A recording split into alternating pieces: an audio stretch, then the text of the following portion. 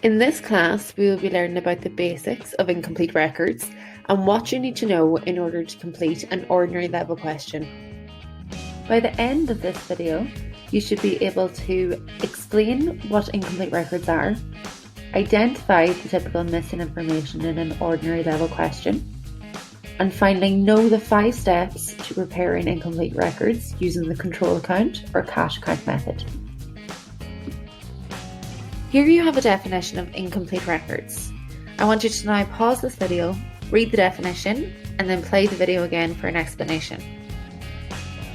Incomplete records refers to a situation in which a business, usually a small business, is not using a double entry system.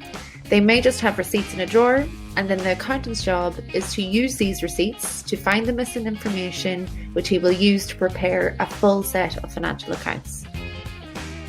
There are 2 methods to prepare incomplete records. They are the control account or cash account method and the net worth or balance sheet method. We will be focusing on the control account cash account method. The missing information may include the capital at the beginning of the year, that is the net worth of the business, the credit sales, which is the amount of goods that the business sold on credit over the year, and the credit purchases, that is the amount of goods that the business bought on credit over the year. By not knowing the credit sales and purchases, this means that the business also doesn't know their total sales or purchases. The accountant will need to calculate what they sold or bought on credit and then add it to their cash sales and purchases in order to find their total sales and purchases. Other figures that may be missing include the expenses incurred for this year, the prepayments and accruals for next year, the depreciation on assets for the year, as well as how much they have in the bank.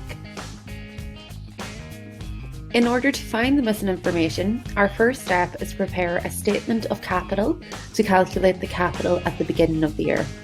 Our next 2 steps are to prepare a debtors and creditors control account to find the missing credit sales and purchases figures, as well as the total sales and purchases. We then prepare any other necessary workings to find our expenses incurred during the year, as well as our accruals and prepayments.